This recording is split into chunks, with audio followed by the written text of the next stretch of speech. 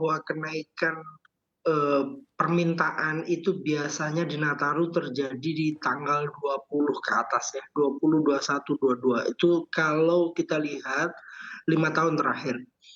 Nah, kali ini memang permintaannya belum naik, masih landai, tetapi beberapa komoditas masih cukup tinggi. Kalau kita lihat kedelai yang tadi disampaikan reporter di Palmerah melaporkan bahwa harga tahu dan tempe mengalami kenaikan 1.000 hingga Rp2.000. Ini benar adanya dan ini tidak hanya di Palmerah, tetapi ini terjadi di seluruh, Indonesia karena memang stok kedelai kita terbatas dan harganya terus tinggi. Kedelai itu dari 10.000 naik 11.000 naik 12.000 hingga 13.000 per kilo. Nah ini memang saya harus akui ini menjadi keresahan bagi pengrajin tempe dan tahu sehingga itu berefek pada harga di pasar yang, per papan hari ini sudah tembus di angka 10.000 dan tahu sudah tembus di kisaran 12.000. Tidak hanya tahu dan tempe atau kedelai, tetapi kita juga harus berhadapan pada persoalan segala jenis cabai-cabean. Cabai itu per hari ini kurang lebih sekitar 50 sampai 60.000 cabai rawit merah dan beberapa jenis cabai lainnya. Terus yang paling menonjol kenaikannya adalah telur. Telur itu per hari ini di seluruh pasar DKI Jakarta sudah tembus di kisaran 32, bahkan ada yang jual 33, bahkan 34. Ini jadi persoalan tersendiri karena permintaannya belum tinggi. Kalau menjelang Natal dan Tahun Baru kita berhadapan pada permintaan yang tinggi, maka ini akan menjadi persoalan tersendiri jika stoknya atau pasokannya itu mengalami kendala di lapangan. Nah, beberapa hal ini yang harus disinkronkan bersama-sama dengan Badan Pangan dan, seluruh stakeholder yang ada atau asosiasi-asosiasi, petani atau pengrajin, tempe tahu dan seluruh yang terlibat di dalamnya untuk bisa mengkonsolidasikan dirinya.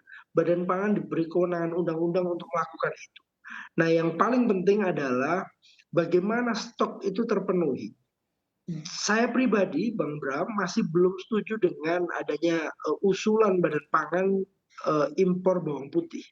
Karena memang ini juga pertama bawang putih kenaikannya juga masih relatif, aman, yang kedua kita masih belum tahu stok yang ada di pelabuhan itu berapa, yang sudah dikeluarkan impornya berapa. Data itu yang seharusnya, Badan Pangan lebih, perkuat sehingga tidak perlu melakukan impor. Kira-kira gitu Bang Bram. Oke, baik. Pak Mansuri, Anda mengatakan tadi di tanggal 20-an atau pekan ketiga begitu ya, di bulan Desember ini biasanya jelang Nataru kenaikan harga mulai terjadi. Padahal kalau kita perhatikan saat ini baru saja tanggal 13 Desember, Anda betul tadi mengatakan yang mana memang permintaan belum terlihat naik. Sebetulnya apabila nanti di pekan ketiga sudah terjadi permintaan demand, Anda memproyeksikannya untuk kenaikan harga bahan pangan ini khususnya beras, telur, dan juga cabai yang tadi Anda sebutkan akan ada berada di kenaikan harga berapa persen?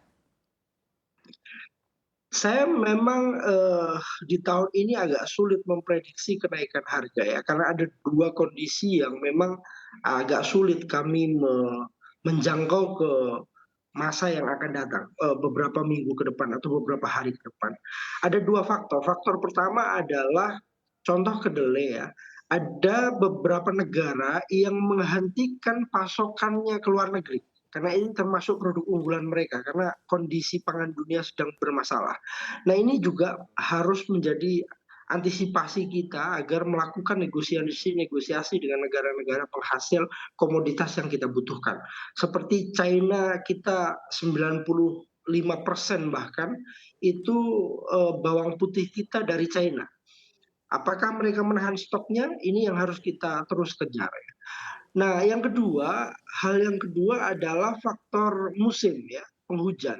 Ini akan terjadi di, beberapa jenis komoditas sayur mayur ya, cabai-cabean, bawang, ini akan terkendala pada faktor, cuaca. Hujan itu menjadi, faktor dominan dalam, gagal panen di cabai, tomat, kol kalau kita lihat ya sayur kol sekarang dari 12.000 menjadi 15.000, tomat, jadi 20.000, bawang merah jadi, 35 sampai 40.000. Ini adalah faktor-faktor yang kita, Baik. harus persiapkan, harus kita persiapkan. Itu Oke, baik. faktor penghujan. 2 faktor itu tidak bisa kita pisahkan. Oke.